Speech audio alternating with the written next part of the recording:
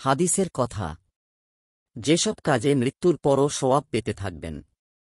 মানুষ মৃত্যুর পর দুনিয়া থেকে বিচ্ছিন্ন হলেও এমন কিছু আমল আছে যা কিয়ামত পর্যন্ত ব্যক্তির জন্য সওয়াবের ধারাবাহিক উৎস হয়ে থাকে।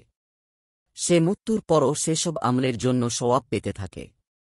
আবু হুরাইরাহ রাদিয়াল্লাহু আনহু হতে বর্ণিত যে, রসূলুল্লাহ সাল্লাল্লাহু আলাইহি ওয়াসাল্লাম বলেছেন, যখন মানুষ মৃত্যুবরণ করে তখন তার সমস্ত আমল বন্ধ হয়ে যায় ৩ প্রকার আমল ছাড়া। ১. সাদাকা জারিয়াহ অথবা ২. এমন ইলম যার দ্বারা উপকার হয় অথবা ৩. পুণ্যবান সন্তান যে তার জন্যে দোয়া করতে থাকে। সহিহ মুসলিম হাদিস 1631। সংক্ষিপ্ত ব্যাখ্যা। উপরোক্ত হাদিসে মহানবী সাল্লাল্লাহু আলাইহি ওয়াসাল্লাম এমন ৩টি আমলের দিকে দিক নির্দেশনা করেছেন, যেগুলোতে মানুষের মৃত্যুর পরও সওয়াবের ধারা অব্যাহত থাকে, যা ইসলামী সমাজে সওয়াবে জারিয়া নামে পরিচিত। ১. সাদাকায়ে জারিয়া। সাদাকায়ে জারিয়া বলতে বোঝানো হয় এমন দান যার সুফল বা উপকার নিরন্তরভাবে অন্যরা পেতে থাকে, যতক্ষণ তা থেকে উপকার পাওয়া যায় ততক্ষণ দাতার জন্য সওয়াব অব্যাহত থাকে। উদাহরণ হিসেবে বলা যায়, মসজিদ নির্মাণ করা, কূপ বা পানির ব্যবস্থা করা, পথচারীর বিশ্রামের স্থান তৈরি করা, পবিত্র কোরআনের ছাপাখানা বা মাদ্রাসা প্রতিষ্ঠা করা, কোনো এতিমখানা, হাসপাতাল বা জনকল্যাণমূলক প্রতিষ্ঠান স্থাপন করে দেয়া। এসব দান কেবল সম্পদের দান নয়, বরং আত্মার দানও। মানুষ মরে গেলেও যখন তার স্থাপিত কূপের পানি কেউ পান করে, তার নির্মিত মসজিদে কেউ নামাজ পড়ে, কিংবা তার দানকৃত বই থেকে কেউ আলোকিত হয়, তখন প্রতিটি মুহূর্তে তার আমলনামায় নতুন সওয়াব যুক্ত হয়। পবিত্র কোরআনে বলা হয়েছে, যে ব্যক্তি সৎকর্ম করে সে নিজের আত্মারই মঙ্গল করে। সূরা ফুসসিলাত আয়াত ৪৬। ২. উপকারী ইলম। উপকারী ইলম বলতে বোঝানো হয় এমন জ্ঞান, শিক্ষা বা গবেষণাকর্ম যা মানুষের উপকারে আসে, তা ধর্মীয় হোক বা পার্থিব, এবং যার দ্বারা অন্যরা ক্রমাগত উপকৃত হয়।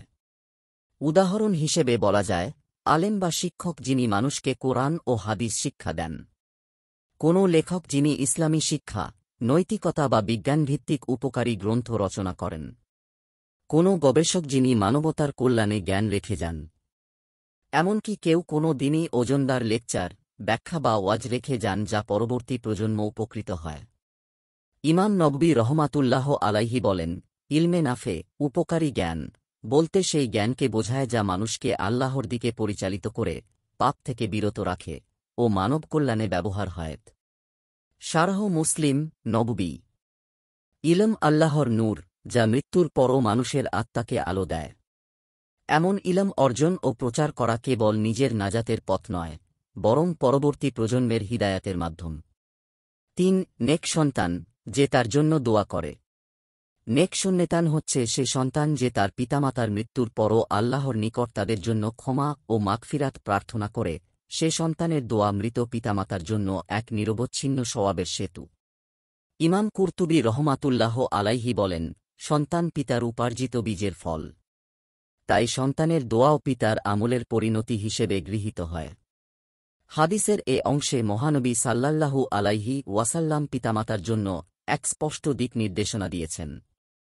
তা হল, সন্তানকে শুধু জীবিকা অর্জনের জন্য নয়, দিনের উত্তরাধিকারী হিসেবেও গড়ে তুলতে হবে।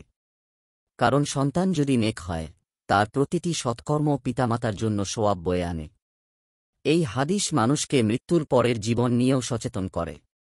মৃত্যু কোনো সমাপ্তি নয়, বরং নতুন অধ্যায়ের সূচনা, যেখানে কাজ করে কেবল সেই সব আমল যেগুলো মানুষের পেছনে রেখে যাওয়া প্রভাবের মাধ্যমে চলমান থাকে। তাই আজ থেকেই নিজেকে প্রশ্ন করা দরকার, আমি কি এমন কোনো সৎকা করছি যা মৃত্যুর পরও চলবে? আমি কি এমন কোনো জ্ঞান ছড়াচ্ছি যা মানুষকে উপকৃত করবে?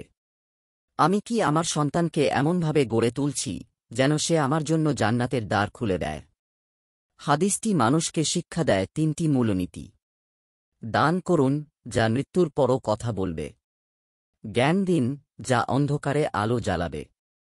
সন্তান গড়ুন, যে আপনার মৃত্যুর পরও আপনার নাম আল্লাহর সামনে উচ্চারণ করবে। দিন প্রচারের উদ্দেশ্যে ভিডিওটি শেয়ার করুন। লাইক, কমেন্ট, ফলো এবং চ্যানেলটি সাবস্ক্রাইব করে পাশে থাকবেন। মহান আল্লাহ আপনাকে উত্তম যা যা দান করুক। আমিন।